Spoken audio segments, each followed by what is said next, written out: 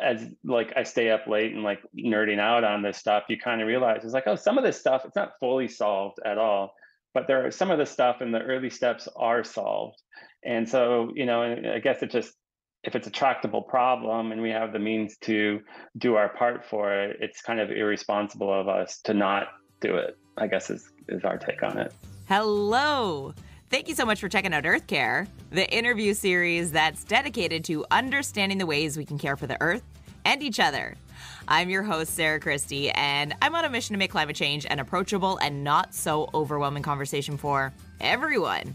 On this podcast, we meet climate heroes, activists, experts, entrepreneurs, and get their take on how we can help save the planet. And during this episode, we're learning how to do that from a music industry perspective, specifically a record label. Ben Swanson is the co-founder and co-owner of Secretly Group, which since launching in 1996 has evolved into 4 record labels and a music publisher. This includes the original label, Secretly Canadian.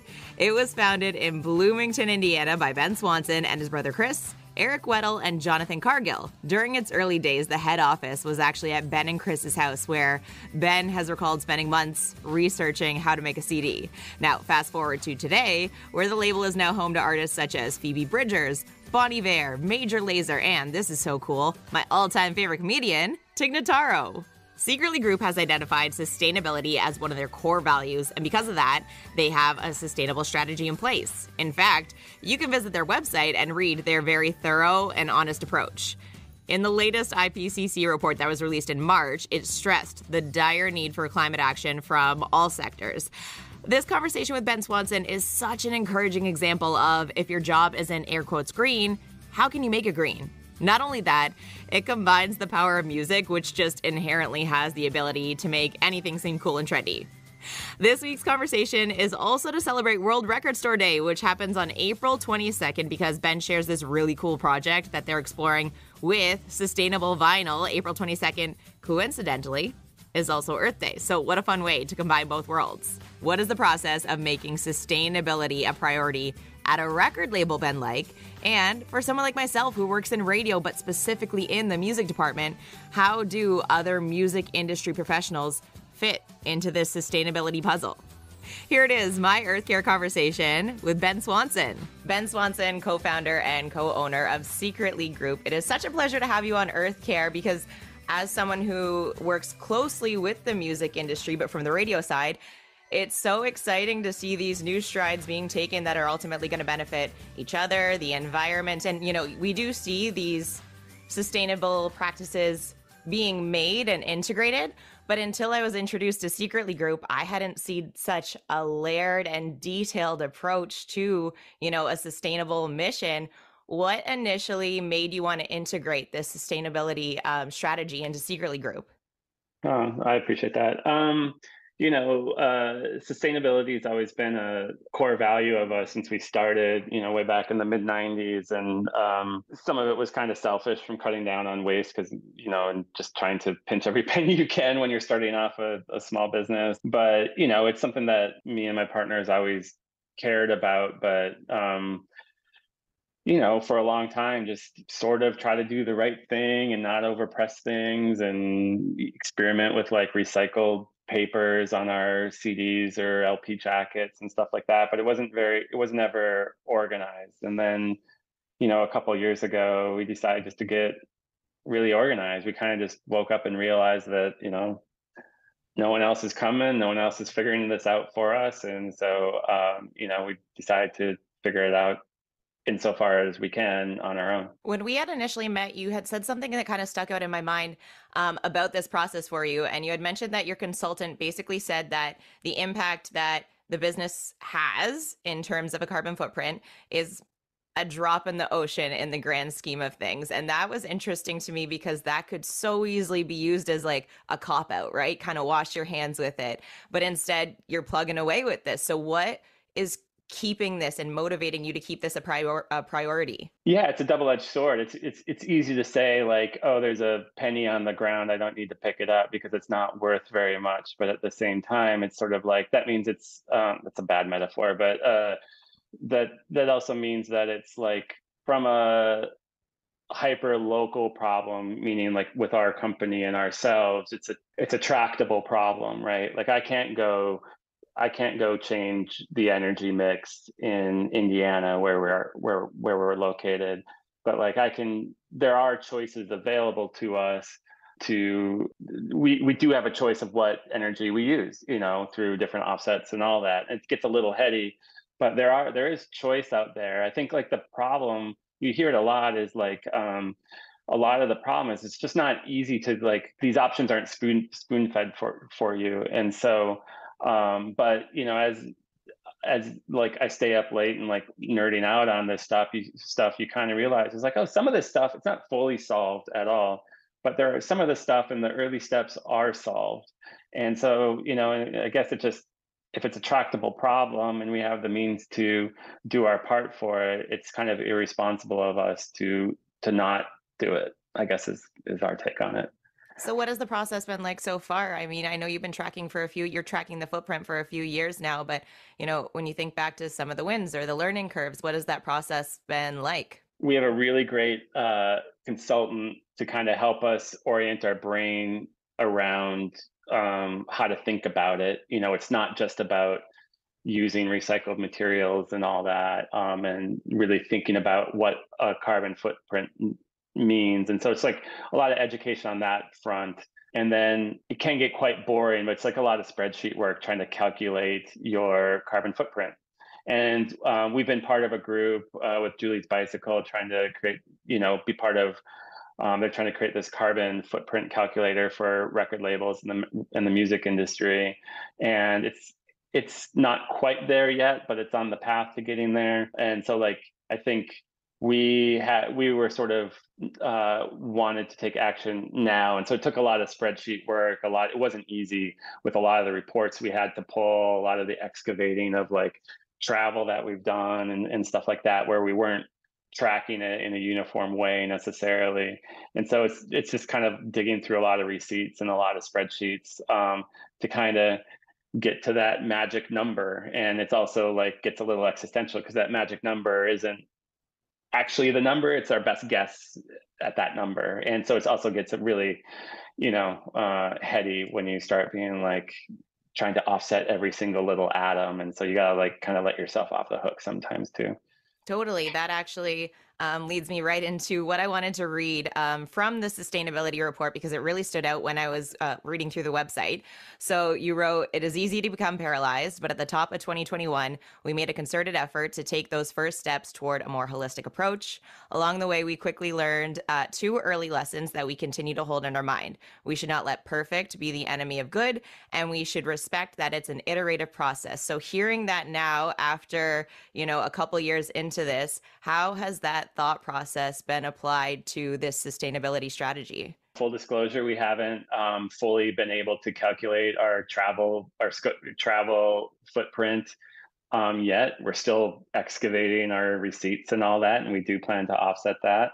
But like in 2022, we've been able to offset the majority of our Scope 3 emissions and calculate our historical emissions. And so we're formulating our plan on offsetting that now. Less the travel, mostly meaning our supply chain with our product and the shipping and everything that goes along with it. Again, you're going through these spreadsheets, and it's like you got to take these educated guesses, because otherwise you're going to spend all your time trying to count every single little atom or molecule or whatever. And at a certain point, you gotta, good enough is good enough for now, and maybe we'll come back and be more perfect later. But like, really just trying to put one foot in front of the other and go down that path. Yeah, And totally. It's better than not trying at all. That's what I yeah. so strongly believe. So aside from spreadsheets and receipts, what are some of the practices that you've put in place to help reduce this footprint? We've been talking with our landlords, and looking at our own buildings on how we can better. It's all the kind of the unsexy stuff, like what are our water heaters like, and what are our HVACs like, and what is our energy mix like. And the other thing that we're doing is talking to a lot of our vendors, like talking to Apple and Spotify and our vinyl manufacturers and our print vendors and all that. And there's like, with some of them, there's only so much agency that we have to change their ways. And they're kind of sometimes the only game in town. Like they have to be our partner, depending on what relationship it is.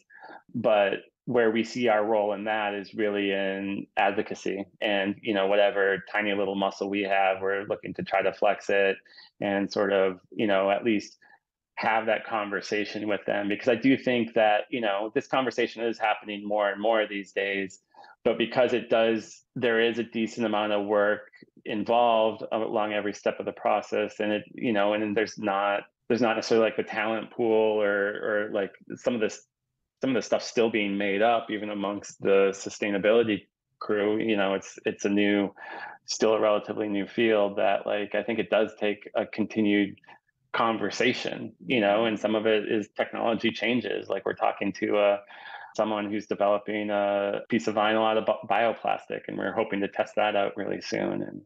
And so we're just trying to, again, it's trying to put one foot in front of the other, and where we can affect change, we're looking to talk to our partners about them changing. So yeah. Cool. On the website, I appreciate the glossary you offer, because there are so many buzzwords that it's so easy to get lost in what someone is trying to communicate with you. So from my understanding, you're working from carbon neutrality to carbon positive. What is the difference there? It's pretty simple. Like carbon neutrality is a concept where you're offsetting every molecule of carbon that you're responsible for, and that you can go down a rabbit hole of what you're responsible for, but that's it. Positivity means you're offsetting at least one more molecule than what you put out there in the world. Ideally more than one more molecule, but it's actually like tipping it from like zeroing it out to reducing the amount of carbon in the atmosphere from what you were responsible for. So I know you kind of mentioned how you're working with a lot of partners in your own strategy here, but moving forward, what would you recommend, or what would you like to see more of within the music industry, whether that's from other labels or music publishers? The thing that I would advocate for is, we're not alone. There are a few other labels out there doing what we're doing, and they're doing great work with it. But what I've seen is a lot of people in our community are worried about the climate problem, want to do their part, but they do get paralyzed with it. And it's why we were kind of inactive, or at least ineffective on it for years and years and years. It's because it's like, where do you start? It feels like such an intractable problem. And all I can say is, like, just try to do the first step first. And even if that's like reaching out to me or reaching out to a peer that has been involved in it or whatever, to have the conversation, that will actually hopefully create a little bit of positive momentum. But like, it's a journey. It's not like one thing where you calculate it all up and then you're done and you're clean. You're not really buying indulgences here. And so I think I see it a lot in the music industry, where there's a lot of talk, and I think the talk is really valuable. But I think where I get impatient is, like, at some point that talk has to convert to action, and it is easy to be like a deer in headlights and being like, I can't change this. And so just look at the tiny stuff that you are in control of, and have the conversations with people that you feel like are at least one step, if not a few steps ahead of you, to see how you can either learn from them or how you can draft off of what they've learned. And that's something that I hope to do, is like, I think we spent a lot of time on it, and I'm certainly not an expert on it, but we're a few steps down the road. And if I can help make those first few steps easier for whoever wants to come behind, I have infinite amount of energy for that. You had mentioned earlier when you were talking about the work that's being done and said it was unsexy, but I would argue that when it's related to music, it just naturally becomes cool. So I do think that it's such a huge move what you're doing, and I'm excited to see the influence it has within the industry and the innovation that you continue to cook up. It was such a pleasure to meet you and have you on Earth Care. Thank you so much for sharing your time. Yeah, thanks for having me. It was nice to talk with you. Thank you so much for checking out that episode of Earth Care.